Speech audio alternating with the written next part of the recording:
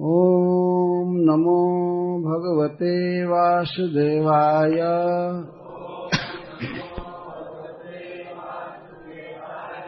ॐ नमो भगवते वासुदेवाय।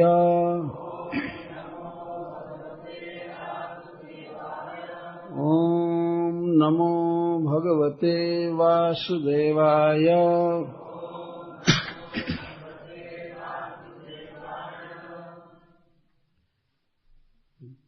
तीसवें अध्याय का अंतिम श्लोक और 31वें का शुरू, इसकी आवृत्ति करेंगे। पुनः पुलिनमागत्य कालिन्द्यः कृष्णभावनः समवेता जगुः कृष्णं तदा गमनकाङ्क्षिताः गोप्य ऊचुः पुनः पुनः पुलिनम,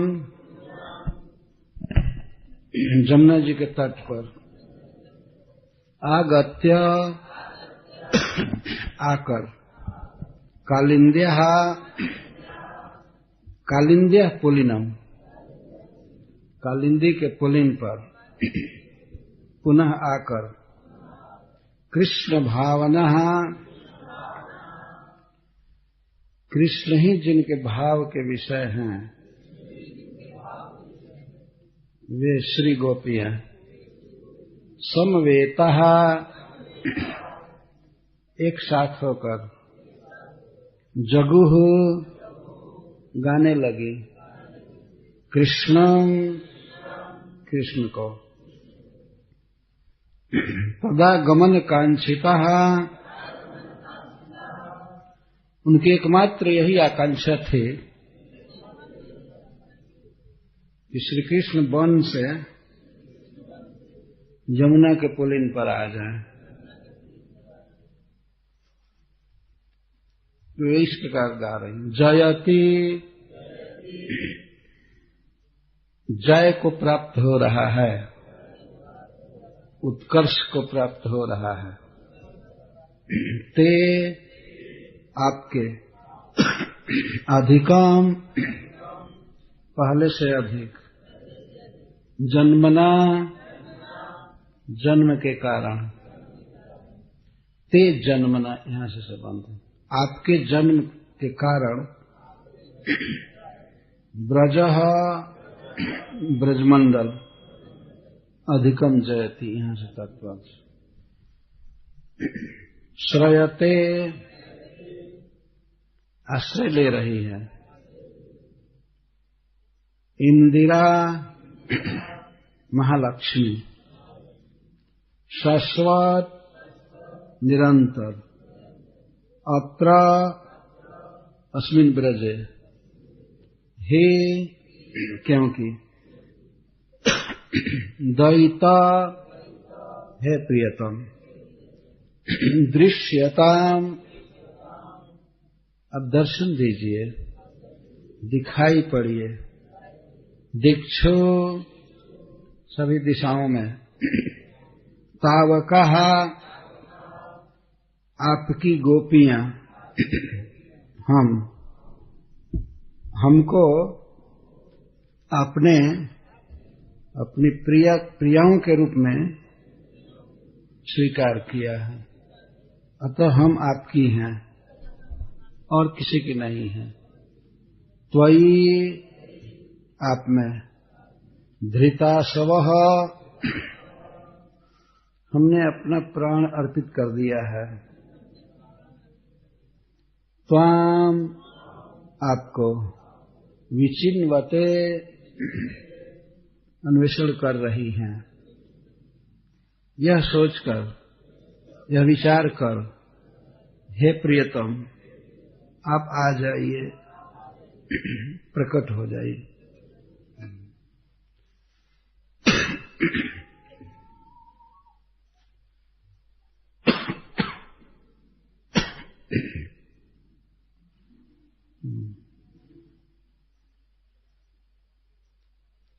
सवेरे कथा हुई थी कि श्री गोपियां भगवान कृष्ण का अन्वेषण कर रही हैं राधा रानी से मिलित होकर, और जब श्री कृष्ण नहीं मिले वन में, उन्होंने देखा कि आगे बहुत अंधकार है और श्री कृष्ण अंधकार में प्रवेश करते जा रहे हैं। उनके पहले उनके चरण चिन्हों को देखा, इसलिए अनुमान की कि वे वन में चले गए हैं और अंधकार में प्रवेश किए, तो वे लौट आई। लेकिन फिर भी कृष्ण के अन्वेषण का प्रकार बदल गया और अन्वेषण ही करती रही। तन्मनस्कास तदालापास तद विचेष्टास तदात्मिका तद गुणानेव गायन्त्यो नात्मा गाराणि सस्मरु। वे मन में केवल कृष्ण के ही विषय में सोच रहे थे, कृष्ण के सुख दुख के विषय में, उनकी उस वन में जो स्थिति थी उसी का संकल्प विकल्प कर रहे थे, उसी को सोच रहे थे और कृष्ण के ही विषय में आलाप कर रही थी, बातचीत कर रही थी। कभी गान करती थी, कभी आलाप करती थी। आलाप और गान दोनों एक साथ नहीं हो सकता है, अतः इसका अर्थ ऐसे लेना चाहिए कि कभी कभी आलाप करती थी, पागल की तरह कभी बोलना, पूछना वृक्षों से, कभी आपस में बात करना। तदालापास तद विचेष्टा, और कृष्ण के लिए ही चेष्टा कर रही थी, चाहे फूल की माला बनाना आदि सब कुछ, अथवा कृष्ण जैसी चेष्टा कर रहे थे। कृष्ण जैसी जैसी लीला करते हैं, उनका चलना, बोलना, हंसना, देखना, इन सब चेष्टाओं को कर रही थी, क्योंकि तदात्मिका वे कृष्णमयी हो गई थी, तन्मयी हो गई थी, और उन्हें अपना कोई स्मरण नहीं आ रहा था, अपना बिल्कुल ध्यान नहीं था। हम ये हैं, देह की बात छोड़ दीजिए, जो जीव कहा जाता है व्यक्ति का, उसका भी उनको स्मरण नहीं था अपना, केवल कृष्ण का। नात्मा गाराणी सस्मरु, आत्मानम और आगाराणी च न सस्मरु न स्मृतवत्य, नहीं स्मरण हो रहा था। वे पुनः जमुना जी के पुलिन पर आ गए, जो इधर उधर प्रियतम को खोज रही थी वन में, वे सब जमुना जी के पुलिन पर लौटी। और इस विषय में श्री राधा रानी ने ही नेतृत्व किया सबका। उन्होंने कहा कि सखी, सब ओर से तुम लोग लौट आओ और चलो उस स्थान पर जहां प्रियतम हमको मिले हैं। वो स्थान बहुत प्रिय है। जमुना जी के पुलिन पर भगवान ने बांसुरी बजाया था, बंसी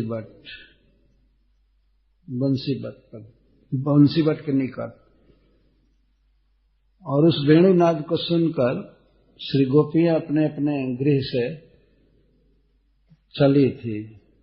और ये प्रसंग गत साल बड़े विस्तार से हुआ था, कैसे गृह कार्य का त्याग किया, कैसे स्वजन रोक रहे थे, वस्त्र और आभूषण कैसे थे, कैसी भावना थी, और बड़े वेग से वे श्याम सुंदर के पास चले। रुकने वालों ने बहुत प्रयास किया, लेकिन रुकी नहीं। भाई जी हनुमान प्रसाद पोद्दार उदाहरण देते हैं, जैसे ब्रह्मपुत्र नदी की धारा जो पहाड़ से चलती है तो उसे कोई रोक नहीं सकता है, वो समुद्र में ही स्थिर होती है जाकर। गोपियों को रोकने के लिए बहुत प्रयास किया स्वजनों ने, इस रात को कहाँ जा रही हो, क्यों जा रही हो वन में और जंगल में, लेकिन वो नहीं रोकी। किसी भी विघ्न बाधा के द्वारा अभिभूत नहीं हुई, चली आई। उस स्थान पर आई तो प्रीतम श्याम सुंदर उन्हें उपेक्षा के शब्दों में गृह प्रत्यावर्तन की शिक्षा दे रहे थे, कई प्रकार के धर्म की शिक्षा दे रहे थे। पति के प्रति धर्म है तुम्हारा, उनकी सेवा करो, बच्चों की सेवा करो। तुम्हारे आश्रित कुछ पशु हैं, जैसे गायों के बच्चे हैं, बछड़े हैं, वे रो रहे हैं, उन्हें जाकर के पिलाओ दूध और गौओं को दूहो, पति की सेवा करो। बंधु बांधव, सास ससुर या माता पिता, भाई आदि हैं, वे तुमको न देख करके बहुत चिंतित होंगे। उनको क्यों शोक में डाल रही हो? आखिर स्नेह के कारण ही वे चिंतित होंगे, इधर उधर खोज रहे होंगे। तो उनको साधोष में, घबराहट में मत डालो, तुम लोग लौट जाओ। यही स्त्री का धर्म है, परम धर्म है। और खास करके पति सेवा के महत्व पर भगवान ने बहुत प्रकाश डाला और ये कहा कि पति कैसा भी हो, यदि रोगी है या निर्धन है या दुःशील है, तो किसी प्रकार से पति हो, पति की उपेक्षा नहीं करनी चाहिए। यदि स्त्रियां उच्चतर लोगों को चाहती हैं तो उन्हें चाहिए कि वे पति की ही सेवा करें। लोकेप्सु भी रपाता की, लोकेप्सु भी भगवान ने इस शब्द का प्रयोग किया है। देखिए, किसी के जीवन में भी केवल यही लोक सब कुछ नहीं है। ये 2 दिन की जिंदगी है और शरीर छूट जाएगा, आत्मा को आखिर रहना ही पड़ेगा। तो दूसरा शरीर मिलेगा और दूसरा स्थान रहने को मिलेगा और अनेक स्थितियां जो बदल जाएंगी वर्तमान कर्म के अनुसार। यदि कोई स्त्री चाहती है कि उसे शुभ लोक मिले, शुभ शरीर मिले और उचित शुभ भोग मिले, तो उसे पति का कभी भी अपमान नहीं करना चाहिए, पति की सेवा करनी चाहिए। भगवान ने लोक धर्म की इस तरह शिक्षा दे रहे थे और यह बात बिल्कुल ठीक है। परंतु गोपियों का अधिकार और उनका जो भगवान के साथ संबंध है, वही वास्तविक आत्मधर्म था, किसी जीव का वास्तविक धर्म था। उस स्तर पर गोपियों ने लोक धर्म की अवहेलना किया, भगवान की बात को नहीं माना, वे रोने लगी। उन्हें विश्वास हो गया कि कृष्ण हमें स्वीकार नहीं करेंगे, तो वे अपार दुख में पड़ गई और उन्होंने स्पष्ट कह दिया कि यदि आप हमको स्वीकार नहीं करते हैं तो हम ब्रज में तो जाएंगे नहीं, निश्चित हम यहाँ पर मरेंगे, निश्चित हमारा शरीर नहीं रहेगा। भगवान से इस प्रकार दैन्य वचन गोपियों ने कहा तो स्नेह समुद्र भगवान पिघल गए और कहे ठीक है, ठीक है। इसके बाद उन्होंने रस विहार प्रारंभ किया। उस स्थान पर उन्होंने चूंकि रस प्रारंभ किया, उसी स्थान पर मिलन हुआ गोपियों के साथ, अतः गोपियों की दृष्टि में वह स्थान बहुत प्रिय है, बहुत प्रिय है। तो जहां प्रियतम श्याम सुंदर मिले थे वही स्थान प्रिय लगने लगा। चलो वहीं चले, वहीं चले, वहीं गाएंगी, वो वही अपने आप आएंगे, राधा रानी ने कहा। तो राधा रानी के परामर्श से सारी गोपियां अन्वेषण छोड़ करके और जमुना के पुलिन पर आ गई। उसको श्रील सुखदेव गोस्वामी कहते हैं पुनः पुलिनमागत्य, पुनः पुलिनमागत्य कालिंद्य कृष्ण भावना, कृष्ण भावना गोप्य कालिंद्य पुलिनम पुनः आगत्य कृष्णम संवेता जगु, तदागमन कांक्षिता गोप्य संवेता जगु। स्वर में स्वर मिला करके, एक स्वर से समवेता मिल करके गाने लगी, एक ही चीज गा रही थी। समवेता जगु, समवेता मतलब सम अवेता, एक साथ जुट करके, एक साथ मिल करके गाने लगी। गा रही हैं प्रियतम हमारे मिलित स्वर को, हमारे दुख को सुन करके आ जाएगा।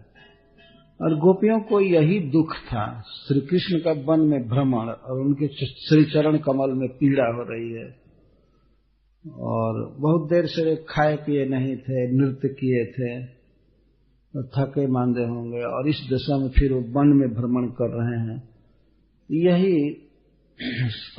यही दुख गोपियों के हृदय में व्याप्त था। वे चाहती थी कि वे यहां आवे, हम उनकी सेवा करेंगी, पंखा झलेंगी, कुछ खाने को देंगी, चरण संवाहन करेंगी, माला पहनाएंगी, शीतल जल पिलाएंगी, कई तरह से सेवा करके उनको सुखी करेंगी। पर श्री कृष्ण वन में दुख भोग रहे हैं, तो यही गोपियों के हृदय में कांटा की तरह चुभ रहा है, हृदय छटपटा रहा है। तो जमुना जी के पुलिन पर आई। यहाँ पर जमुना जी को कालिंदी कहा गया है। एक कलिंद नामक पर्वत से निकलती हैं, कलिंद इनके पिता हैं, इसलिए इनको कालिंदी कहते हैं।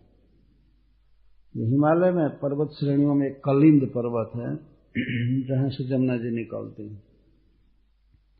इसलिए इनको कालिंदी कहते हैं। तो कालिंदी के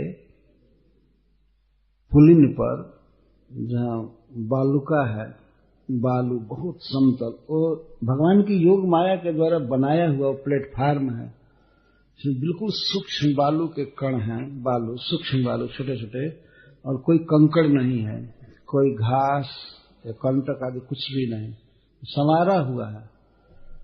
तो अखिल ब्रह्मांड नायक भगवान जहां खेलना चाहते हैं, तो उनके खेलने के लिए, रास क्रीड़ा के लिए वो स्थान बनाया गया है।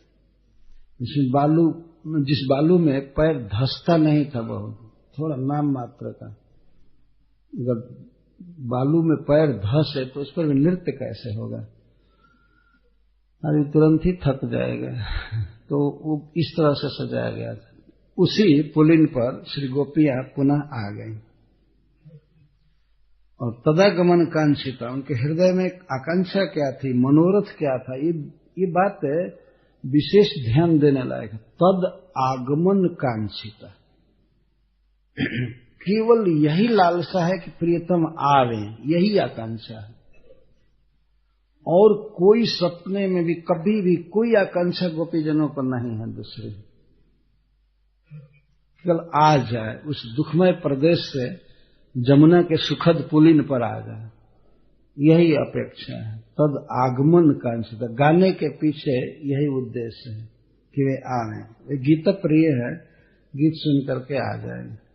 तो श्री गोपीजनों ने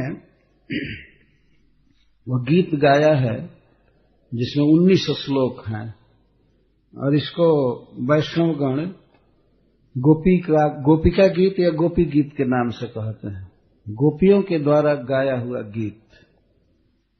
तो इसकी भूमिका में श्रीपाद सनातन गोस्वामी जी लिखते हैं, कृष्णैक गम्यो वागर्थो यासाम लेखितुमिष्यते ज्ञात्वा पराधम दिव्यस्ता भक्तिम तन्वन्तु मे निजाम।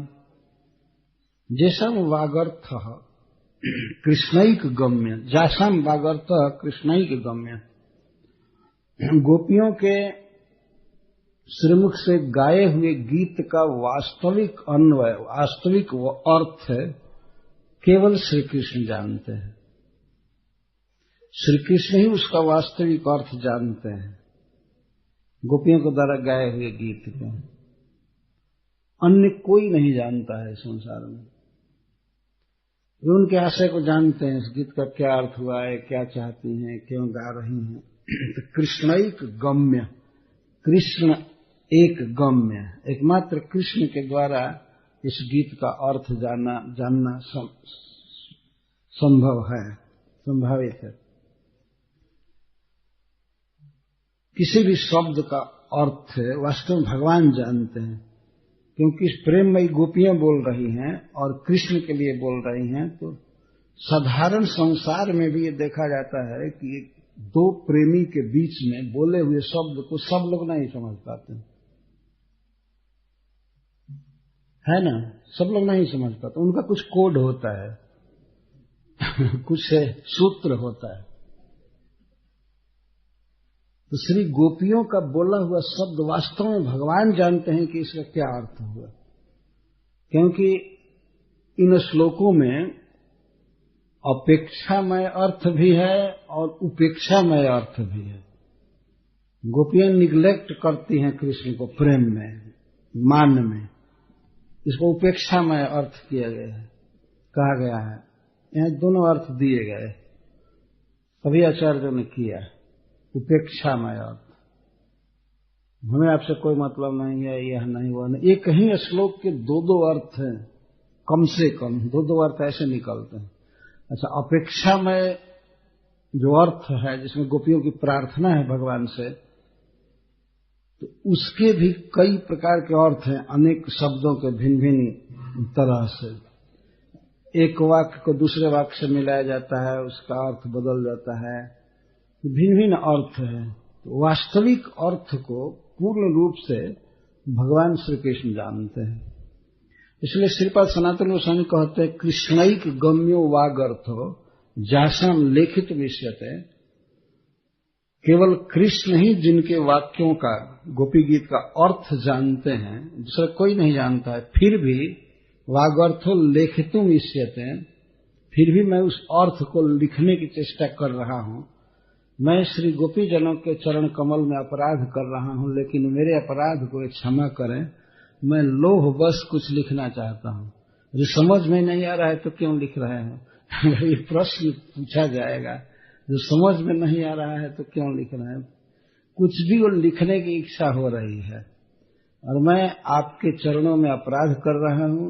आप हमारे अपराध को क्षमा करें और आप अपने चरण कमल की भक्ति को हमें दीजिए। श्रीपाद सनातन गोस्वामी जी मांग करते हैं। और श्री भगवान के बाद इसका कौन अर्थ जानता है? और भी बहुत से भाग्यवान भक्त जानते हैं इसका अर्थ, लेकिन श्रीमद् भागवत की टीका करने वाले श्रीपाद श्रीधर स्वामी तो प्रकट ही जानते हैं। तो उसको कहते हैं, पीत श्री गोपिका गीत सुधा सार महात्मनाम श्रीधर स्वामिनाम किंचित उच्छिष्टम उपचीयते। पीत श्री गोपिका गीत, गोपी गीत को श्रीपाद श्रीधर स्वामी ने पिया है। पीत श्री गोपिका गीत सुधा सार महात्मना, महान जिनकी आत्मा है, जिनका मन बहुत बड़ा है, श्री कृष्ण को पकड़ने में समर्थ है, ऐसे श्रीपाद श्रीधर स्वामी गोपिका गीत सुधा सार को पिए है। पिए है, छक करके पिए, मतलब उन्होंने समझा है, इसको पिया है। उनके पीने से जो कुछ भी एक आध बूंद गिरा है उनके थाली में या गिलास में, उच्छिष्ट जो छूटा हुआ है, वही उपचीयते, उसका मैं उपचयन कर रहा हूं। उपचयन कर तो उसको इकट्ठा करना, उंगली से इकट्ठा करके चाटना या बचे हुए गिलास में थोड़ा पीना, इसको उपचयन कहते। उपचीयते, मैं उसका उपचयन कर रहा। श्रीधर स्वामिनम किंचिद उच्छिष्टम उपचीयते, उत्शिष्ट उच्छिष्ट कहते। जो किसी के खाने के बाद या पीने के बाद जो वस्तु खाद्य पेय बच जाती है उसको उत्शिष्ट कहते हैं। उच्छिष्ट छोड़ देना है, छूट गया। दो प्रकार का उच्छिष्ट होता है, एक तो पूरा स्टॉक में ही बच जाता है जिसको कोई जूठा नहीं किया है, और दूसरा थाली में या गिलास में कटोरी में बच गया, वो भी उच्छिष्ट है। रसोई में भंडार में ही जो बच गया है वो भी उच्छिष्ट है, वो दूसरे प्रकार का उच्छिष्ट है, बचा हुआ शिष्ट अंश है। तो श्रीपाद श्रीधर स्वामी ने गोपी गीत के रस को पिया है छप करके, श्रीपाद सनातन गोस्वामी कहते हैं। श्रीपाद जीव गोस्वामी, सनातन गोस्वामी, भगवान श्री चैतन्य महाप्रभु, विश्वनाथ चक्रवर्ती ठाकुर आदि आचार्यों ने और श्री भगवान ने भी, चैतन्य महाप्रभु, इन लोगों ने भूरी भूरी प्रशंसा किया है श्रीधर स्वामी की, पूरी भूरी प्रशंसा। और श्रीधर स्वामी के विषय में एक श्लोक प्रसिद्ध है, और कुछ लोग कहते हैं कि यह श्रीधर स्वामी का बनाया हुआ है, और कुछ लोग कहते हैं कि नहीं नहीं, वैष्णव समाज ने बनाया था इस पद को। उस पद में कहा गया है कि सुको वेति, अहम वेदमी सुको वेति, राजा वेति सुको वेति, नहीं पहले प्यास है, अहम वेदमी सुको वेत्ति।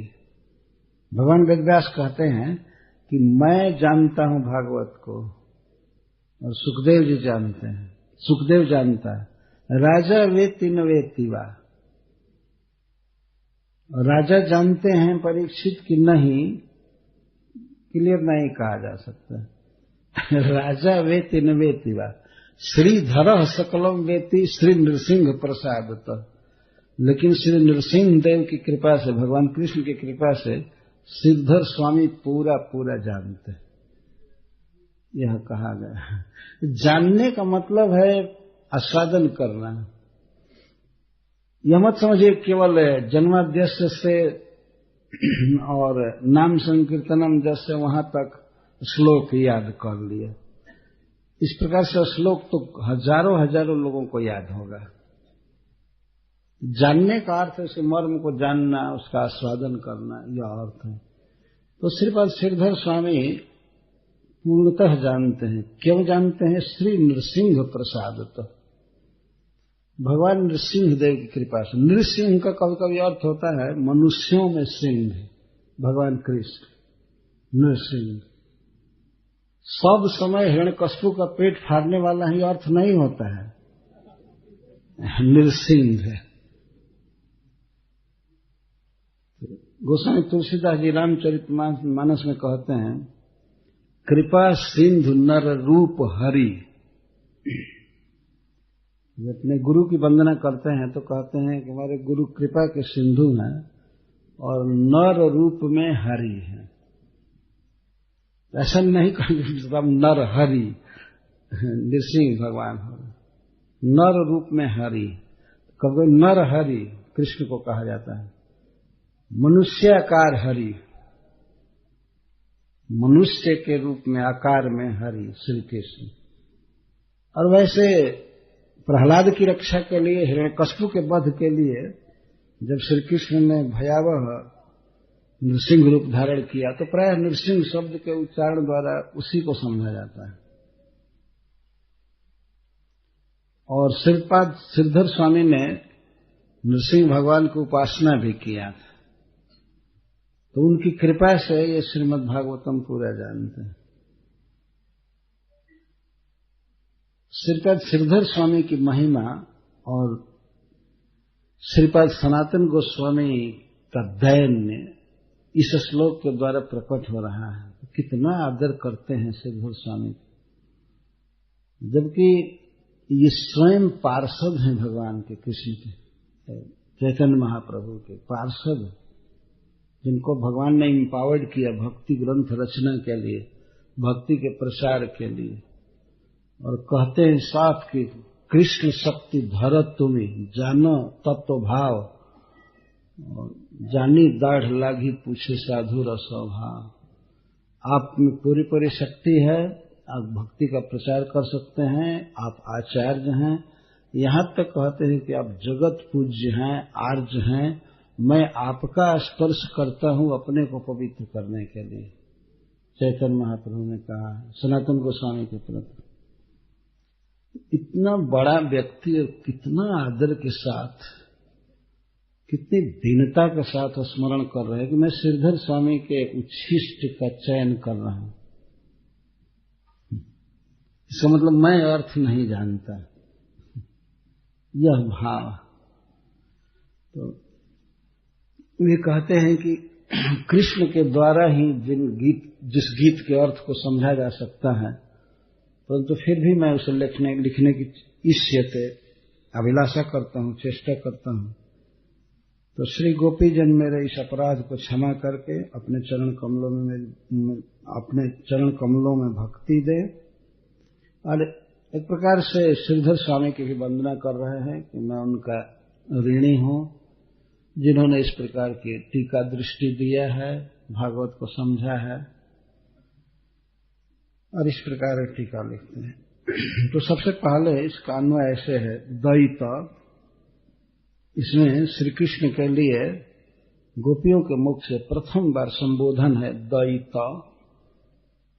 द्वैत का अर्थ होता है प्रिय। हे प्रिय,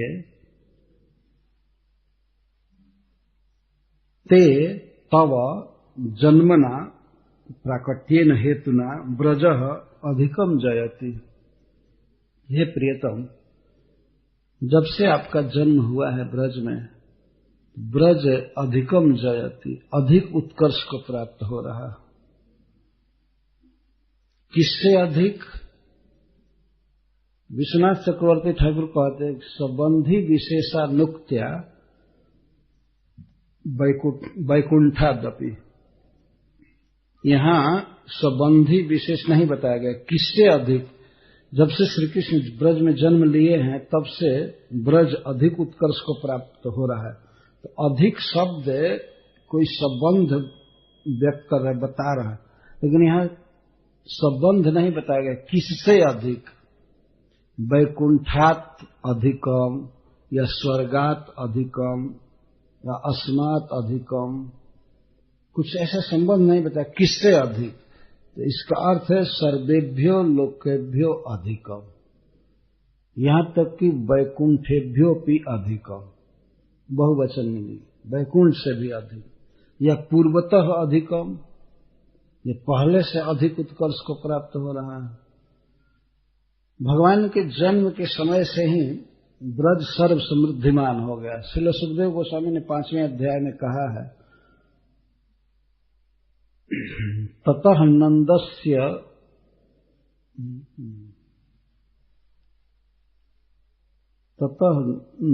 ब्रज, ततः आरभ्य नंदस्य ब्रज सर्व समृद्धिमान। और आगे समृद्धिमान हरे निवासात्म गुण रमा क्रीणम अभूल नृप।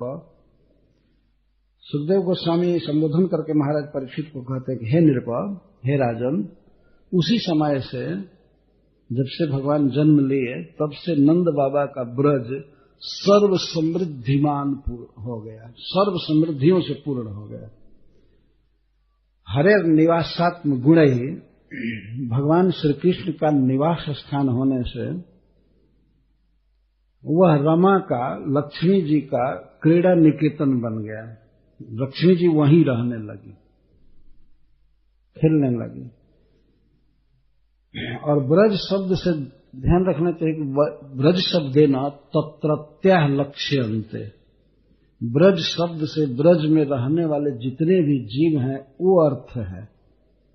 ब्रज सर्व समृद्धिमान हो गया, इसका मतलब गौए परम सुंदर, हृष्टपुष्ट और बहुत अधिक दूध देने वाली हो गई।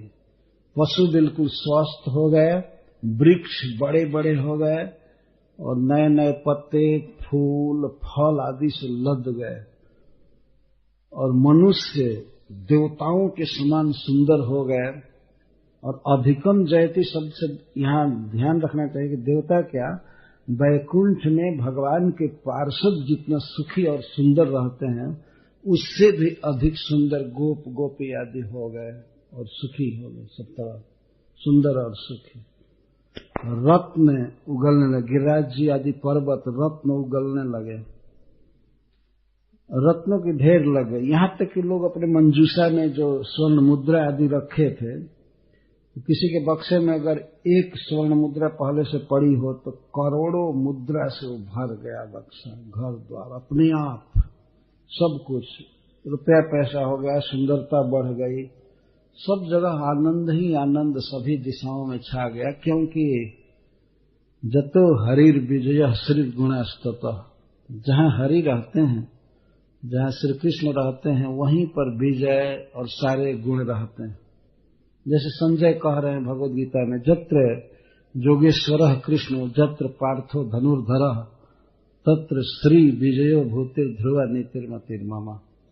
मतिर्मम संजय धृतराष्ट्र महाराज से कहते हैं कि महाराज, मैं भी बहुत अनुभवी व्यक्ति हूं, बहुत काल से मैंने शास्त्र को पढ़ा है और साधुओं का, बड़े बड़े लोगों का संग किया है। मैं अपना निर्णय आपको बता रहा हूं कि जहां जोगेश्वर श्री कृष्ण हैं और जहां गांडीव धनुषधारी अर्जुन हैं, वहीं पर विजय है, श्री है, ध्रुवा नीति है। अर्थात आपके पुत्र निश्चित इस युद्ध में मारे जाएंगे, विजय अर्जुन की होगी। तो इतना क्लियर संजय बोल रहे थे, लेकिन फिर भी धृतराष्ट्र महाराज पुत्रों के ममता में पड़े होते, साफ सूचना कर दिया कि आपके पुत्र हारेंगे और पांडव जीतेंगे, क्योंकि उनके पक्ष में भगवान है। तो जहां भगवान है वहीं पर विजय है, श्री है, सब कुछ है। तो वही श्री भगवान जिस भूमि में प्रकट हैं, ब्रज भूमि में, तो उनके हरे निवासात्म गुणे भगवान की निवास भूमि होने से, इस विशेषता से ब्रज सर्व समृद्धमान पूर्ण हो गया और लक्ष्मी जी वहां रहने लगे। तो श्री गोपियों की प्रार्थना का अर्थ यह है कि हे प्रियतम, जब से आप जन्म लिए हैं तब से ब्रज सर्व समृद्धिमान हो गया, सब लोग सुखी हैं, सब लोग आनंद से हैं। इस ब्रज में केवल हम हतभागिनी स्त्रियां दुखी हैं, जबकि आपने हमको स्वीकार किया है अपनी प्रिया के रूप में। तावका शब्द के द्वारा यह कह रहे हैं, हम आपकी हैं, हम और किसी की नहीं हैं। भले हमारा विवाह हुआ है, हमारा जन्म हुआ है भिन्न जगह पर, लोक दृष्टि से हमारे पति है सब कुछ, लेकिन हम जानती हैं कि हम आपकी हैं और आपने हमें अपनी पत्नी के रूप में, अपनी प्रिया के रूप में स्वीकार किया है। तावका शब्द के द्वारा तो सब लोग सुखी हैं, और आपके जन्म के कारण, अर्थात आपके कारण सबको आनंद है, सबको सुख है, महोत्सव है। लेकिन आपकी प्रिया होकर के भी हम लोग दुखी हैं। दुख किस बात का है, क्यों दुखी हो? तो हमारा दुख ये है कि आप वन में दुख भोग रहे हैं, आप जल्दी आ जाइए, हम लोगों के सामने हो जाइए, हम सब तरह से आपकी सेवा करेंगी, आप सामने आ जाइए, प्रत्यक्ष हो जाइए, यही हमारा सुख। तो हम आपकी हैं, आप अपनी प्रियाओं को इतना दुख में क्यों डालें? वास्तविकता यह है कि भगवान श्री कृष्ण के पैर में कोई कष्ट नहीं होता था। वृंदावन भूमि परम कोमल है कृष्ण के लिए, सब कुछ। लेकिन ये गोपियों का प्रेमिल हृदय है जो दुख की आशंका करके मर रहा है। वास्तव में कोई कृष्ण को दुख नहीं है, परंतु अनिष्टा संकीर्णी बंधु हृदयानी, संस्कृत में उक्ति है कि बंधुओं का जो हृदय होता है वो अनिष्ट की आशंका से भरा रहता है। जिसके प्रति जिसकी का स्नेह होता है तो उसके विषय में सोचता रहता है, कहीं कोई अनिष्ट न हो जाए, ये न हो जाए, वो न हो जाए, न हो जाए, वो सोचता रहता। ये बंधु हृदयानी, जिनका जिससे संबंध है, कुछ नाता है, जैसे माँ का नाता है, संबंध है अपने पुत्र से, पिता का संबंध है, भाई का संबंध है, या और भी संसार में जो संबंध हैं, तो अपने बंधु के विषय में, अपने स्नेही के विषय में व्यक्ति चिंता करता रहता है। माँ कहीं भी रहती है अपने बच्चे का चिंतन किया करती है, ये न हो जाए, वो न हो जाए, वो न हो जाए। तो श्री कृष्ण तो प्राण है गोपीजनों के, इसलिए श्री कृष्ण के अनिष्ट की आशंका गोपियों के हृदय में हमेशा उठती रहती है। इतनी अनिष्ट की आशंका कि जब गाय चराने के लिए निकलते हैं, इस गोपी गीत में उल्लेख है, चलसि जद ब्रजात चारयन पशुन नलिन सुंदरम नाथ ते पदम शील तृणांकुरे सीद तीति न कलिलता मनः कांत गच्छति। जब ही श्री कृष्ण चलते हैं गाय चराने के लिए ब्रज से बाहर वन के तरफ, उसी समय उनका दुख प्रारंभ हो जाता है। क्या विचार करके कि श्री कृष्ण के कमल से भी कोमल चरण तलवे में पत्थर लग रहे होंगे, घास लग रहे होंगे, इसको सहन नहीं कर पाती। कई बार माँ यशोदा से वे कहती हैं कि माता जी, आप अपने गोधन की रक्षा के लिए, उनको चराने के लिए आप दूसरे को भेज दिया कीजिए।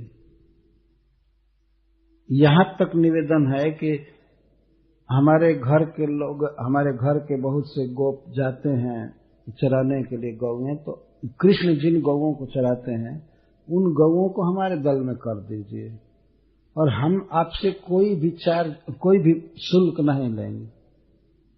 हमने गाय चराया तो आपको देना पड़ेगा, फ्री में सब गाय चराएंगे, बस कृष्ण को मत जाने दीजिए। वन में हमेशा इसी दुख में रहती थी, दिन भर ऐसे बीतता था, बहुत दुख के साथ बीतता था, क्षण क्षण में ही चिंतन चलता रहता निरंतर। कृष्ण का पैर यहाँ पड़ा होगा, ऐसे पड़ा होगा, हाय कटे हुए घास पर पड़ा होगा, पड़ रहा है, पड़ा होगा क्या, पड़ रहा है तो पत्थर पर पड़ रहा है। और उस पद पीड़ा, चरण पीड़ा के कारण श्री कृष्ण के मुख पर ऐसी सिकुड़न आ गई होगी, आह शब्द निकला होगा, और पैर से वे लंगड़ा करके चले होंगे, ऐसे होंगे। यही दिन भर पूरा सोचती रहती थी। जबकि प्रियतम श्याम सुंदर उधर महा आनंद में गोपों के साथ रहते थे, कोई पीड़ा नहीं, कुछ नहीं, आनंद ही आनंद है। वो आनंद के लिए ही वृंदावन में जाते थे, पर फिर भी गोपियों का यह स्नेही हृदय हमेशा अनिष्ट की आशंका से भरा रहता था।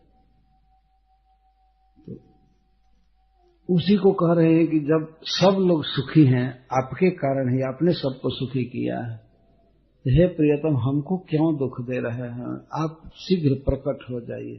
गोपी गीत का पूरा पूरा भाव यही है कि आप प्रकट हो जाइए। दृश्यताम, श्रीपाद श्रीधर स्वामी ने भी लिखा है कि ये जथा योग्य अवसर पाकर कुछ श्लोकों में लगेगा सब जगह, दृश्यताम लाया जाएगा कि आप आ जाइए सामने, दिखाई पड़िए।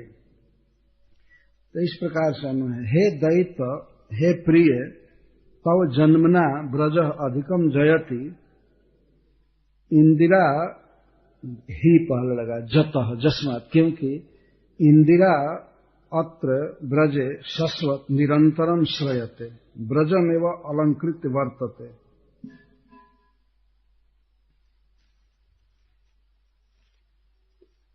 तो यदि श्री भगवान यह कहें कि दैतस्य विरहे दैता न जीवेयुर नाम, यदि तुम्हारा हमने सच्चा प्रेम है तो यह नियम है कि कोई प्रिया अपने प्रियतम के विरह में जीवित नहीं रह सकती। यदि सच्चा प्रेम है तो तुम कैसे जीव रही, तुम कैसे जी रही हो। यदि मान लीजिए भगवान पूछें, वो पूछने वाले नहीं है, लेकिन गोपियों के हृदय में स्वयं ही आशंका उठ रही है कि मान लीजिए प्रियतम पूछे तुम जी कैसे रही हो, तब उसी का उत्तर देती है त्वत्त एव न म्रियन्ते इत्या, आपके कारण ही हम नहीं मर रही हैं। त्वयि धृतासव, हमने अपने प्राणों को आप में रख दिया है। धृत असव, असव मतलब प्राण समूह, हमारे प्राण आप में हैं, आपके लिए हैं और आप में हैं, हम जी रहे हैं आपके लिए। धृतासव, धृता असव प्राण है, या भी ता, हमने अपने प्राणों को पकड़ करके आप में लगाया है। किंवा धीता असव प्राण इंद्रियाणी या भी ता, या हम अपने देह को, इंद्रियों को इसलिए रख रही हैं कि आपकी सेवा के लिए। तावका अस्मद विधरूपा जना, हम आपकी हैं। और दीक्षु चतुर्दीक्षु त्वाम विचिन्वते मृगयन्ते अतः त्वया दृश्यताम प्रत्यक्षी भूयताम किंवा अस्माभिर भवान दृश्यताम। से दो अर्थ, आप प्रकट हो जाइए, प्रकट हो जाइए, या हम हमारे द्वारा आप दिख जाइए, दिख जाइए, यही मुख्य ध्वनि है। आप दिख जाइए, दिख जाइए, आ जाइए सामने। जमुना जी के पुलिन पर गीत गा रही, तो श्रीपाद सनातन गोस्वामी जी लिखते हैं, उसको मैं पढ़ रहा हूं। अधिकम जयति, ब्रज अधिकम जयति, अधिकम का अर्थ पूर्वतः, सर्वतः वा, पहले की अपेक्षा ब्रज अधिक उत्कर्ष को प्राप्त हो रहा है, अथवा सर्वतः, सबसे अधिक। जहां तक नाम लीजिए, चाहे स्वर्ग या पाताल, सुतल लोक अथवा वैकुंठ, कोई भी लोक है, और किसी भी लोक का कोई भी वासी है, कोई निवासी है, कोई भी जीव देवता आदि, सबसे अधिक उत्कर्ष को प्राप्त हो रहा है। तो पूर्वतः सर्वतो वा वैकुंठादपि वा, अथवा श्री वैकुंठ से भी अधिक, ब्रजेन तत्रत्य लक्ष्यन्ते। सनातन गोस्वामी पाद जी कहते हैं कि यहां ब्रज शब्द से ब्रजवासी अभिप्रेत हैं, वृक्ष, पशु, मनुष्य आदि सब। ब्रजेन तत्रत्य लक्ष्यन्ते ही जतः, क्योंकि अत्र ब्रजे लक्ष्मी शश्वत निरंतरम, यह अधिकमिति अस्य त्रयाणापि अन्वय प्रति मुहुराधिक्येन इत्यर्थ। अथवा लक्ष्मी जी के साथ भी अधिकम शब्द लगेगा, अधिकम श्रयते। श्री जी, लक्ष्मी जी यहां अधिक रह रही हैं, ब्रज को अलंकृत करके रह रही हैं, अथवा सेविका भाव से रह रही हूं, आगे अर्थ करते हैं। मूर्तिमती लक्ष्मी रिव उत्तरोत्तरम वर्धमाना परमोत्तमा संपूर्ण सर्व संपत् श्रयते अनपेक्षमाणा अपि स्वयमेव श्रयते। मूर्तिमती संपद, मूर्तिमती लक्ष्मी के समान यहां पर जो संपत्ति है उत्तरोत्तर वर्धमाना है, और इस तरह की संपत्ति अपने आप ब्रज का आश्रय ले रही है। अर्थात अनपेक्ष माणायति, यहां कोई अपेक्षा नहीं कर रहा है ब्रज में कि इतना धन हो, इतना वैभव हो, सब हो, लेकिन लक्ष्मी स्वयं ही बिना अपेक्षा के ब्रज में रह रही है। अथवा जदवा वैकुंठेश्वरी अपि सा शरणागत भावे न, अथवा श्रयते का अर्थ आश्रय लेना। वैकुंठ की ईश्वरी श्री जी यहां शरणागत भाव से ब्रज का आश्रय ली है। किंवा संकोचतः निरंतर व्यवस्थित्य शक्य मुहुरायातया तैर्वसति। निरंतर शब्द कहे कि मुहु आधिक्येन, अधिकम शयते का अर्थ करें कि लक्ष्मी जी यहाँ अधिक वास कर रही, तो इसका अर्थ यह है कि लक्ष्मी जी संकोच वश तो निरंतर तो रहेंगे नहीं, सब समय रहेंगे नहीं, तो जा जाकर तुरंत आ जाती है, ये अर्थ है। वैकुंठ में जाती है, तुरंत आ जाती है। और वैकुंठ में रहने की स्थिति और ब्रज में रहने की स्थिति पर विचार किया जाए तो लक्ष्मी अत्र अधिकम श्रयते, यहाँ अधिक रह रही है। मुहु आधिक्य नित्यर्थ बार बार आ जाती है। अथवा प्रतिगृहम भ्रमंत्या परम विनम्रमाया लक्ष्मी एवं साक्षात दर्शन। अथवा लक्ष्मी जी स्वयं ही बड़े नम्र भाव से घर घर में हाथ जोड़ करके घूमती रहती हैं। गोपियों ने देखा है श्री जी को, तो साक्षात दर्शन करके कह रही हैं कि इंद्रिया शाश्वत अत्र श्रयते, इस ब्रज में इंद्रिया सब हमेशा रह रही है। श्रयते सेविका भाव से आश्रय लेकर रह रही है, सेवा कर रही ब्रज। वैकुंठ में वो स्वयं सेव्या है, सभी पार्षदों के द्वारा, समस्त देवताओं के द्वारा श्री जी सेव्या है, सब लोग उनकी सेवा करते हैं। लेकिन ब्रज में श्री जी सेविका है, सेवा कर रही हैं, क्योंकि उनके स्वामी यहाँ स्वयं ही सेवक हैं, गायों की सेवा कर रहे हैं, गोपाल बने हुए हैं। जो वे सेवा कर रहे हैं तो लक्ष्मी जी स्वामी थोड़े रहेंगे यहाँ, तो अभी सेवा कर रही हैं। ही इति निश्चय वा, ही का अर्थ तो श्रीपद श्रीधर स्वामी जस्मात क्योंकि किए हैं, ही का क्योंकि लक्ष्मी जी यहाँ रहती है, प्रमाण है। लेकिन ही का अर्थ यहाँ एक निश्चय वा, निश्चय में भी ही शब्द का प्रयोग किया जाता है, निश्चय ही लक्ष्मी जी यहाँ रहती है। तथा चुक्तम ततः प्रभृति नंदस्य ब्रज सर्व समृद्धिमान हरेर निवासात्म गुणे रमा क्रीणम अभूर नृप इत्यादि मधुपुरजाम अपनी जन्मना वर्जस्येव उत्कर्षित। लेकिन यहाँ प्रश्न होता है कि श्री कृष्ण का जन्म तो मथुरा में हुआ,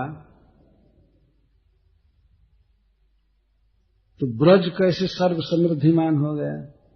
तो मथुरा चूंकि केंद्र है ब्रज का, संपूर्ण ब्रजमंडल का वो केंद्र बिंदु है। अगर भगवान वहां जन्म लिए तो ब्रज समृद्धिमान होगा ही। अथवा गोपियों को केवल यही मालूम है कि श्री कृष्ण ब्रज में ही जन्म लिए हैं, मथुरा में जन्म लेने का इनको पता नहीं है। जदवा ब्रजे एव तज्जन्म निश्चयात जन्मना ब्रज इति उक्तम। जन्मना ब्रज, ब्रज में ही भगवान का जन्म हुआ था। और वास्तविकता यह है कि मधुपुरी में भी भगवान का जन्म हुआ और गोकुल में भी जन्म हुआ, दोनों जगह एक साथ में। वसुदेव जी के यहाँ भगवान प्रकट हुए और श्री जसोदा जी के यहाँ भी प्रकट हुए। यह सिद्ध है तो गोपियों को ब्रज के जन्म का ही ज्ञान है। श्री कृष्ण मथुरा में जन्म लिए थे और उनको आधी रात को पहुंचाया गया था ब्रज में, ये उनको पता नहीं है। यदि कोई कहता भी था, जैसे गर्गाचार्य जी कहे कि नंद बाबा है आपका पुत्र पहले कभी वसुदेव जी के यहाँ भी जन्म लिया था, तो नंद बाबा बिना कुछ सोचे कहते अच्छा तो ये पूर्व जन्म में वसुदेव जी का भी लड़का रहा है, मतलब वसुदेव जी भी पूर्व शरीर में रहे होंगे, इस शरीर से नहीं, पूर्व जन्म में वसुदेव जी दूसरे शरीर में रहे थे, तो उस समय ये लड़का वहां भी जन्म लिया था, तब तो वो भी एक पिता ही है, इस जन्म में नहीं पहले जन्म में। बहुत खुश हुए। अच्छा, एक ही साथ लड़का दोनों भाइयों का पुत्र हो रहा है, इस जन्म में मेरा पुत्र हुआ है। और पहले प्राक शब्द से इतना अर्थ लगा लिए, इस जन्म के पहले, प्राक, प्राक का अर्थ पहले, लेकिन पहले का ये अर्थ नहीं लगाया कि इसी जन्म में जेल में जन्म लेकर के और आ गया है यहाँ। ये अर्थ नंद बाबा नहीं लगा सकते थे। गर्गाचार्य कैसे ऐसे बोलते, इतने परम विद्वान इस तरह से बोले कि नंद बाबा दूसरा समझ गए। साफ वसुदेव जी ने भेजा था कि हमारे पुत्र का नामकरण करके आइए, हमारा पुत्र जो मैंने पहुंचाया है वहां पर, और एक पहले से पुत्र है, तो कोई नाम नहीं था, तो वे कैसे कहे कि बलराम। वसुदेव जी ये कह नहीं सकते थे, तो उस रोहिणी के लड़के का और देवकी के लड़के का दोनों का नामकरण करके आइए, समय बीत रहा है। क्षत्रिय का संस्कार एक निश्चित काल में हो जाना चाहिए, 100 दिन के अंदर। तो वो भेजे गए थे 100 दिन के या 1 साल के अंदर, 1 साल के अंदर हो जाना चाहिए। और ब्राह्मण का संस्कार नामकरण 100 दिन के अंदर होना चाहिए, शास्त्र में ऐसा विधान। और वैश्य का और भी कुछ देर हो सकता है, शूद्र का और भी देर हो सकता है, चलेगा। इस तरह से जब 1 वर्ष पूरा होने वाला था तो वसुदेव जी व्याकुल हो गए कि हमारे पुत्रों का नामकरण नहीं हुआ। तभी गर्गाचार्य जी को भेजे। गर्गाचार्य जी चाहते थे कि दोनों पुत्रों का नामकरण करो, उनको दीक्षा दो, लेकिन कैसे कह सकते थे, नंद बाबा से कहते नहीं। लेकिन नंद बाबा स्वयं ही विनय करने लगे। जब गर्गाचार्य वहां आए, उनका सत्कार हुआ, सब हुआ, तो नंद बाबा लगे अपना भाग्य बखानने, मेरा बहु भाग्य है कि आप आए हैं, आपका दर्शन बहुत दुर्लभ है, आप तो ज्योतिष शास्त्र के स्वयं प्रणेता हैं, जिसे दूसरे लोग भूत भविष्य को जान जाते हैं, प्रणेता हैं, रचयिता हैं ज्योतिष शास्त्र के। तो आप एक कृपा करें हम पर, बालयो रनयो, इन दोनों बच्चों का आप संस्कार कर दीजिए, नामकरण संस्कार कर दीजिए। तो गर्गाचार्य जी कहते हैं नंद बाबा ऐसा मत कराइए। उनकी इच्छा थी करने की, लेकिन नंद बाबा के मुख से ही कहलवाना चाहते, आप ऐसा कीजिए, देखिए सुनिए, यदि मैं इनका संस्कार करूंगा तो जानते हैं मैं यादवों का पुरोहित प्रसिद्ध हूं, तो ये आपका पुत्र यादव समझा जाएगा। मैं विख्यात व्यक्ति हूं, पृथ्वी पर पूरा मेरा नाम है, और हमारे पीछे मीडिया लगा होगा कि कहाँ जा रहा है। गर्गाचार्य जी बता रहे हैं, कंस को पूरा पता होगा कि कहाँ जा रहा है। यदि मैं आपके पुत्रों का संस्कार करूंगा तो कंस एक तो पापी है और देवकी का 8वां संतान है, कन्या नहीं हो सकती है। कंस के मन में बसा हुआ है और आपके साथ और वसुदेव जी के साथ शक है, मित्रता है। तो कहीं कंस इस निर्णय पर न आ जाए कि ये नंद का बच्चा क्या वसुदेव का लड़का है, क्योंकि गर्गाचार्य जा करके नामकरण किया है। अगर कुछ हो गया नंद बाबा तो बहुत अनर्थ हो जाएगा, इसलिए ये काम करने के लिए मत कहिए। और वही करने के लिए गए हैं। तो नंद बाबा कहते हैं, देखिए इस समय ऐसा है कि खिड़क में एक भी गाय नहीं है, सब गौएं चली गई है चरने के लिए, और गोप आदि जो है अपने घर के भी लोग और सब चले गए हैं गाय चराने के लिए। कोई खेती करने गया है, कोई गाय चराने के लिए गया है, कोई नहीं है। तो गौशाला में छिप करके इनका नामकरण कर दीजिए। तो गर्गाचार्य जी कहते हैं, आखिर वहां पर जसोदा और रोहिणी आएंगी? तो वे नंद बाबा कहे, नहीं, मैं दोनों बच्चों को लेकर आऊंगा और आप नामकरण संस्कार कर दीजिए, दीक्षा दे दीजिए। इसके बाद तो यज्ञ करना, फेस्टिवल करना, फीस्ट देना हमारा आगे का काम रहेगा। मैं किसी न किसी बहाने से दे दूंगा।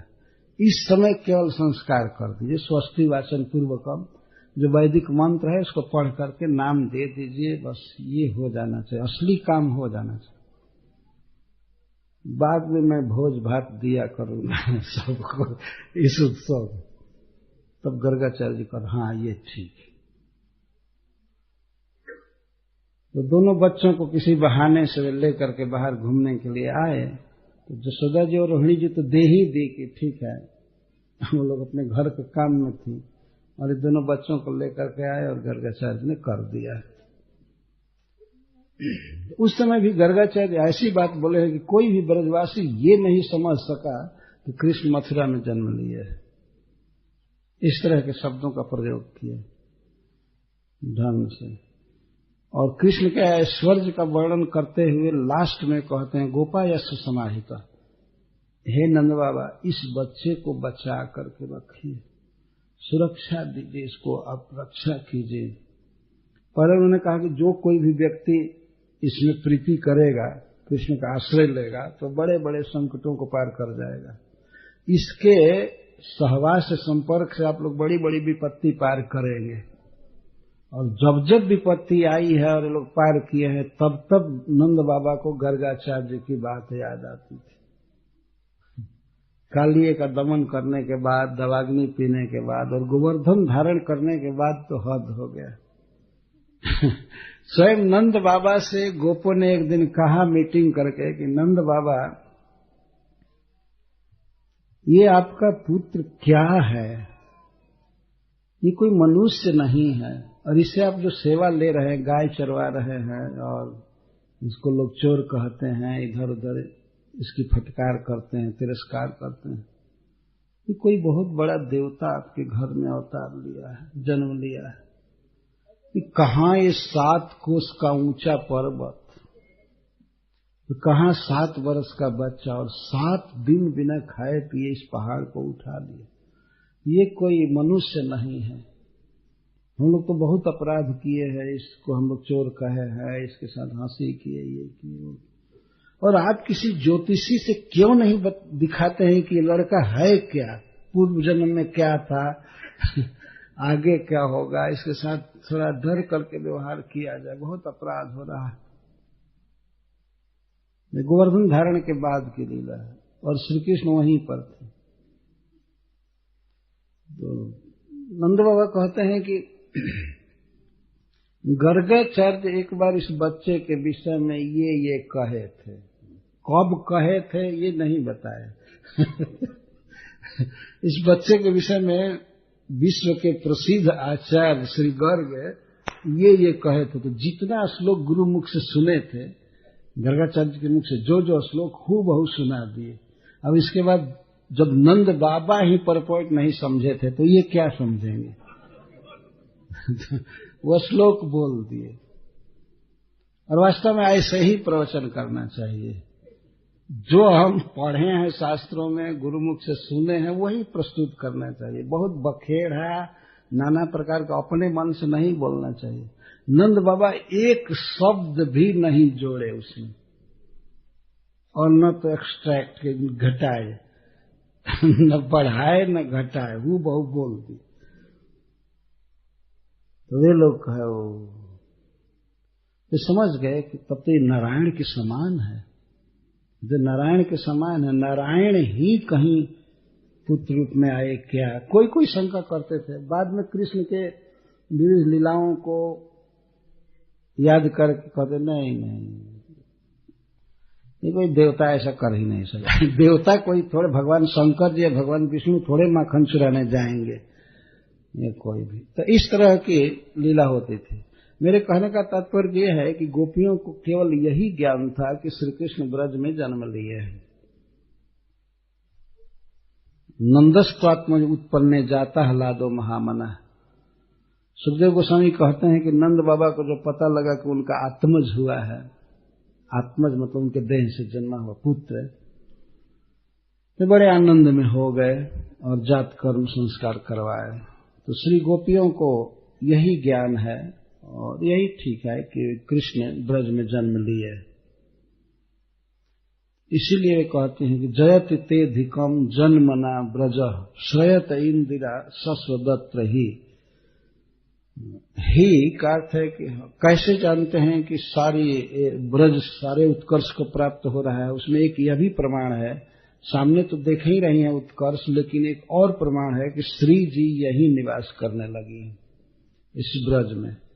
हे प्रियतम तावका त्वाम दिक्षु विचिन्वते, हम आपकी हैं और आपको चारों दिशाओं में खोज रही हैं। इधर कभी इधर जाती है, कुंजों में ढूंढती हैं, कभी कहीं कहीं कहीं कहीं जमुना के कछार पर, कहीं वन में, इधर उधर हम खोज रही हैं। हम आपकी हैं। तावका शब्द बहुत महत्वपूर्ण है। तावका मतलब आपकी।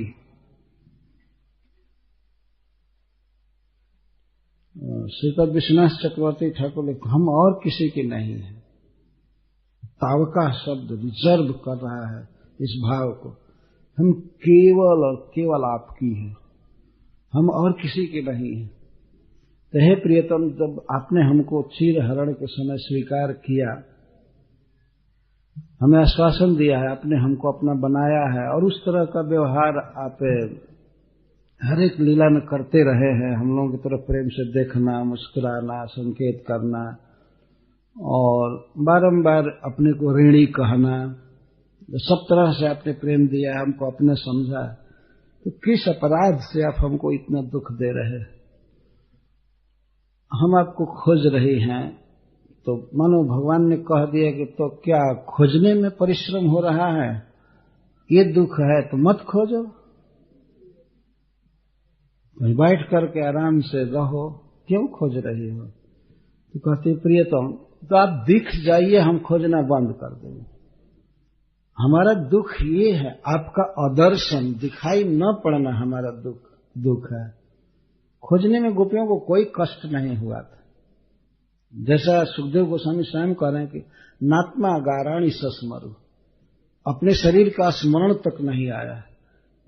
और दुख क्या होगा? दुख तो तब होता कहीं पत्थर लगता और ऐसे करती, तो इसका मतलब शरीर का स्मरण हो रहा है, शरीर का स्मरण हो रहा है, या बहुत देर हो गया खाए पिए, भूख लगी है, या आराम करने की इच्छा हो रही है, शरीर में थकावट हो गई है, कुछ हो गई, जैसे भी शरीर का स्मरण ही नहीं है, फिर दुख का भान क्या होगा?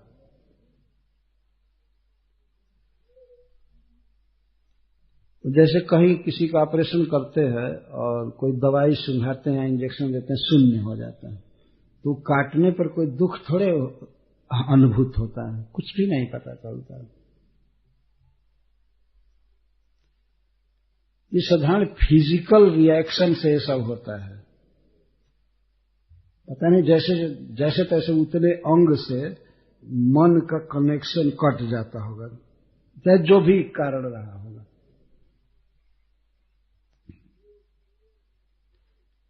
तो ये तो परमात्मा से, भगवान श्री कृष्ण से आत्मा का संयोग हो चुका है, तो देह का स्मरण कैसे रहेगा, कैसे रह सकता है? केवल कृष्ण का स्मरण। तन मनस्कास्तदा लापास तद विचेष्टास्तदात्मिका तद गुणानेव गायम तो नात्मा गाराणी सस्मरु। श्री कृष्ण के अन्वेषण में उनको बहुत परिश्रम हुआ। इस परिश्रम को व्यक्त नहीं कर रही हैं। हमको बहुत दुख हुआ, ये हुआ, वो हुआ, हमको तंग मत कीजिए, प्रकट होइए। यदि कभी कभी वे कहती है इसको, इस बात को कहती हैं इसलिए कि हमारा दुख सुन करके कृष्ण प्रकट हो जाएंगे। दुख कहने का किसी किसी पद में अपने दुख का निवेदन किया गया, वह उसके पीछे का आशय है। यदि हम कहेंगे कि हे प्रियतम हम आपके सुख का ध्यान रखती हैं, तो ये प्रकट नहीं होंगे, या इसमें उतनी गरिमा नहीं है। जब ये कहेंगे कि हमको दुख है, हमको ये है, वो है, तो अपना दुख कह करके उनको प्रकट करेंगे, क्योंकि अपना दुख, गोपियों का दुख सुनकर भगवान प्रकट हो जाएंगे। तो इसलिए अपना दुख कभी कभी कहा जाता है। कभी कभी कहती है गोपियां कि इतनी हम चली, क्या क्या पगन में छाले पड़े, नाघी में को नाले पड़े, तऊ लाल लाले पड़े, रावरे दरस के। इस प्रकार के बहुत से पद हैं, बहुत से भजन के पद हैं जिसमें इन बातों को कहा गया है, लेकिन उसमें केवल कृष्ण को सुख देने की ही भावना है। विश्वनाथ चक्रवर्ती ठाकुर ने एक उदाहरण दिया है कि जैसे कोई मित्र किसी अपने मित्र के पास गया और जिसके यहां गया है वह जानता है कि ये मेरा जो मित्र है यह भोजन लंपट है। भोजन लंपट का मतलब कि बहुत पसंद करता है खाना, अच्छा है, खिलाने में मित्र है तो प्रसन्नता होती है, लेकिन वो बहुत ही थोड़ा ज्यादा खाने वाला और जीभ चटोरा मित्र है। तो अगर अपने मित्र के यहां गया है तो वो कहेगा कि आप प्रसाद पा लीजिए, आपके लिए हम भोजन प्रसाद बनवा रहे हैं, आप खा लीजिए। तो वह अगर मित्र कह दे तो नहीं नहीं कोई बात नहीं, भूख नहीं है, तो वास्तव में सेवा करना चाहता है मित्र अपने मित्र की, तो कहेगा नहीं हम तो अब भोजन बनवाने जा रहे थे, मुझे बहुत जोर से भूख लगी है। तो घर में कहेगा कि भोजन बनाना चाहिए, ये बनाना चाहिए, बनाना चाहिए, हमको बहुत भूख लगी है। वह यह नहीं कहेगा नहीं नहीं आप भूख से व्याकुल हैं इसलिए मैं आपके लिए बना रहा हूं, आपके लिए। वो कहेगा कि मैं अपने लिए बना रहा हूं। बनाएगा अपने मित्र के लिए, लेकिन कहेगा कि अपने लिए बना रहा हूं। क्योंकि प्रेम में अगर यह कहा जाए कि मैं केवल आपके सुख के लिए मर रही हूं, तो प्रेम लघु हो जाता है अथवा नष्ट हो जाता है। ऐसे कहने पर कि मैं तो केवल आपके सुख का ध्यान रख रहा हूं, ये रख, बल्कि प्रेम यही कहता है हमको ये दुख है, हमको ये तकलीफ है, ये है, वो है, ये है, वही से प्रेम छिपाया जाता है। चक्रवर्ती पाद जी प्रेम संपुट नामक एक छोटी सी पुस्तिका से एक श्लोक भी उद्धृत किए हैं कि अगर प्रेम मुख पर आ जाता है तो वह कपूर की तरह उड़ जाता है। कपूर को बंद रखा जाता है तो बना रहता है, और बाहर किया जाता है तो उड़ जाता है। इसी तरह से अगर मुख पर प्रेम आ जाए कि मैं आपसे बहुत प्रेम करता हूं, मैं ये करता हूं, अगर वो मित्र कह दे कि हमें तो कोई भूख नहीं थी लेकिन आपके लिए बनवाया, ये किया, वो किया, तब उस प्रेम की कीमत क्या रहेगी? निर्वाती वह प्रेम दीपक बुझ जाता है अथवा लघु हो जाता है। तो गोपियों के उद्गारों में यह उद्गार भी आएगा कि हे प्रियतम हमें बहुत दुख हो रहा है, आप नहीं आ रहे हैं, आप आइए, लेकिन उसका पर्यवसान इसी में है, प्रियतम के दुख का। जैसे अंतिम श्लोक में खुल करके रोने लगी, इति गोप्य प्रगायंत प्रलपंत्य चित्रधा रुरुदुः सुस्वरम राजन कृष्ण दर्शन लालसा। रोने लगी, यही कह करके, क्या कह करके, आपके चरणों में पत्थर लग रहा होगा, सरकरा लग रही होगी, तृण लग रहे होंगे, इसको सोच करके हमारा चित्त भ्रमित हो रहा है, मूर्छा जैसी हो रही है, हम गिर सकती है, हे प्रियतम अब जल्दी आ जाए, ये कह करके रोने लगे। वहां वो छिपा हुआ नहीं रह गया, प्रेम प्रकट हो गया। पर वही अस्थाई है, सभी श्लोकों में वही भाव है। इस प्रकार वे कह रहे हैं कि हम दिशाओं में आपका अन्वेषण कर रही हैं। हे प्रियतम आप इतना तो याद कीजिए कि आपकी गोपियां, आपकी प्रियाएं, जिनके सुख के लिए आप इतना प्रयास करते हैं, आपने क्या क्या किया। आप गिरिराज तक उठा लिए, दवानल पिए और कालिए का दमन किए, ये किए वो किए, अनेक प्रकार की लीलाएं कहने लगी बाद में। अब ऐसे किए, अब कभी भी हमारा चेहरा उदास देख करके खिन्न हो जाते थे और तुरंत दुख निवारण का उपाय करते थे। और आज हम इतना रो रही हैं, बन बन में ठोकर खा रही हैं, चिल्ला रही हैं, फिर भी आप प्रकट नहीं हो रहे हैं। कैसे आपका हृदय इतना निर्दय हो गया, कैसे निठुर हो गया। अब जल्दी प्रकट होइए, प्रकट होइए। तो गोपी गीत का यह सार मर्म है। आप प्रकट होइए, प्रकट होइए, हम आपकी हैं, आपको ही खोज रही हैं, ये कर रही हैं, वो कर रही हैं। तो गोपी गीत का एक सार यह भाव है कि भगवान को कष्ट हो रहा है गोपियों की दृष्टि में, वे उस कष्ट से बचे, हमारे सामने आ जाए, हम प्रेम से सेवा करेंगे, उनको सुखी करेंगे। इस दृष्टि से देखना चाहिए गोपी गीत को। तो ऐसा देखने पर तब पता लगेगा कि यह कितना दिव्य गीत है, भगवान के प्रति सहज तत्सुखित्वमय प्रेम प्रकट हो रहा है। गोपियों को क्या कष्ट होता है, न अपने घर का उनको कोई स्मरण नहीं है।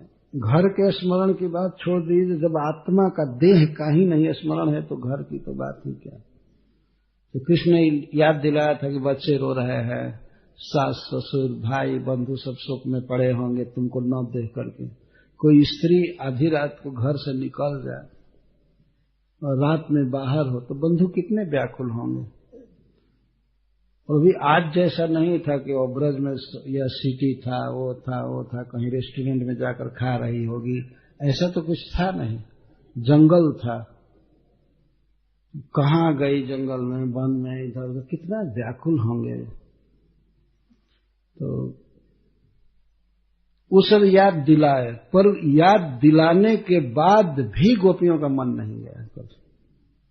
और इधर कृष्ण उपेक्षा कर रहे हैं, तड़पा रहे हैं, फिर भी उनके प्रति दोष बुद्धि नहीं हुई। केवल उनका स्मरण था, केवल तन मनस्का स्तदालापा तद विचेष्टा स्तदात्मिका तद गुणानेव गायन्तु नात्मा गाराणि सस्मर।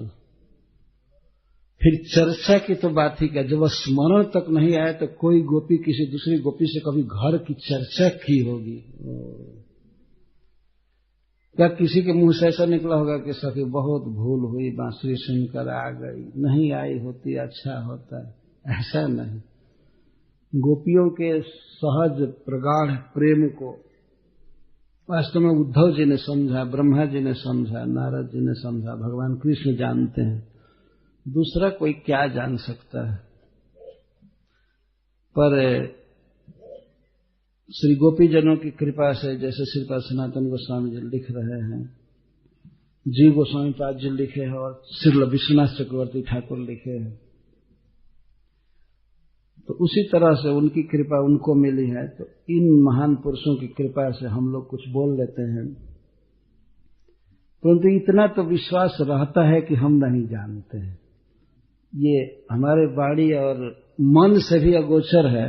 वाणी की तो बात ही क्या है, शब्द ऐसा नहीं है कि एकदम हूबहू यथावत शब्द गोपीजनों के प्रेम के विषय में हम बोल सकें, ऐसा तो कभी आभास ही नहीं होता है। पर इतनी बात ये समझ में आती है कि गोपियों का प्रेम बहुत बड़ा है, ब्रजवासियों का प्रेम विशुद्ध है, बहुत बड़ा है, और वैष्णवों की कृपा से ये प्राप्त होता है, ये विश्वास है मन में। उनके आशीर्वाद से इस प्रेम के प्रति आकर्षण होता है। हम जो यहाँ पर बोल रहे हैं तो हमारा संबल एकमात्र है श्रीपाद सनातन गोस्वामी, श्रीधर स्वामी और जीव गोस्वामी, चक्रवर्ती पाजी, इन सब की टीका ही आधार है। उन्होंने समझा है, उन्होंने इस प्रेम का आस्वादन किया है और उसको अपने शब्दों में उन्होंने लिखा है, वो भी बहुत संक्षेप में लिखा है। और हम लोगों का यह बहुत बड़ा सौभाग्य है कि हम लोगों को उनके टीकाओं को पढ़ने का अवसर भगवान कृष्ण ने दिया और फिर आप भक्तों के, साधकों के संग में उसको कहने की चेष्टा की जाती है। एक भक्त सवेरे बोल रहे थे बद्री विशाल प्रभु की यहाँ सब साधक आते हैं। साधक का अर्थ है कृष्ण प्रेम को प्राप्त करने की साधना में लगे हैं, जैसे जप करना, भागवत पढ़ना, मंगला आरती करना और भी कई प्रकार की साधनाएं हैं, उसमें लगे हुए हैं। तो ऐसे श्रोताओं के बीच में भगवान श्री कृष्ण के गुणों को कहना यह भी बहुत भारी सौभाग्य की बात है। मैं ऐसा अनुभव करता हूं कि भगवान ने हमको एक अवसर दिया है, लेकिन सौभाग्य के साथ ये भी अनुभव करता हूं कि हमारी कोई योग्यता नहीं है कि मैं इस लीला को कह सकूं। परंतु वही बात जैसे श्रीपाद सनातन गोस्वामी कहते हैं कि हमें लोभ है, हमें चाव है कि मैं कुछ कहूं, तो इस प्रकार की इच्छा रहती है कि हम पढ़ करके कुछ भक्तों में कहें। तो कभी कभी कुछ मना भी किया जाता है कि अरे भाई ये गुह्य प्रसंग है, रहस्यमय प्रसंग है, इसको नहीं कहना चाहिए पब्लिक में। लेकिन विचार किया करने पर कभी कभी चिंता होती है, तो क्या ऐसे ही जिंदगी बीत जाएगी? ये कब चर्चा करेंगे? बाद में मनुष्य शरीर मिलेगा कि नहीं मिलेगा कोई गारंटी है नहीं है ना। और मिलेगा भी तो किस देश में, किस समाज में, कहाँ, पता नहीं। उसमें संस्कृत जानेंगे कि नहीं जानेंगे, कि ये सब भागवत पढ़ने को मिलेगा कि नहीं मिलेगा। तो अगले जन्म में कृष्ण प्रेम मिलेगा, इसके लिए बस इसको न पढ़े। ऐसी मूर्खता कौन करेगा? जीवन बीत रहा है, भगवान के नाम का जप करना, कीर्तन करना, भागवत पढ़ना, सुनना, यही तो मुख्य साधना है, इसको करना चाहिए। तो जो भी है यह वास्तव में भगवान श्री कृष्ण की व्यवस्था है। हम तो ऐसा अनुभव करते हैं, यहाँ हरिद्वार की कथा खास करके यह कृष्ण की व्यवस्था है। और माँ जाह्नवी का, गंगा जी का आशीर्वाद है। वो चाहती हैं कि उनके तट पर एक कथा हो, गंगा जी चाहती है। और हम लोगों का भी बहुत बड़ा भाग्य है कि उनके तट पर स्नान करने को, आचमन करने को और कथा सुनने को, कहने को मिलता है। ये बहुत बड़ा भाग्य है। आप सभी यहाँ आए हुए हैं, यह गंगा जी की शुभ दृष्टि है और सब मिलाकर के विष्णु के, कृष्ण की शुभ दृष्टि है। वे अपना समझते हैं, भगवान जब अपना समझते हैं तो अपनी कथा सुनने का अवसर देते हैं। नहीं तो यही फालतू बातें सालों भर सुनते सुनते बीत जाती। कहाँ गोपियों का प्रेम और भगवान कृष्ण की लीलाएं सुनने को मिलती। यह श्री कृष्ण का स्पेशल अनुग्रह है हम भक्तों पर कि उन्होंने ऐसा अवसर दिया है। और ऐसे असुविधा से तो भरा हुआ सब जगह है, सब जगह सब तरह की सुविधा नहीं मिलती है। फिर भी जैसे तैसे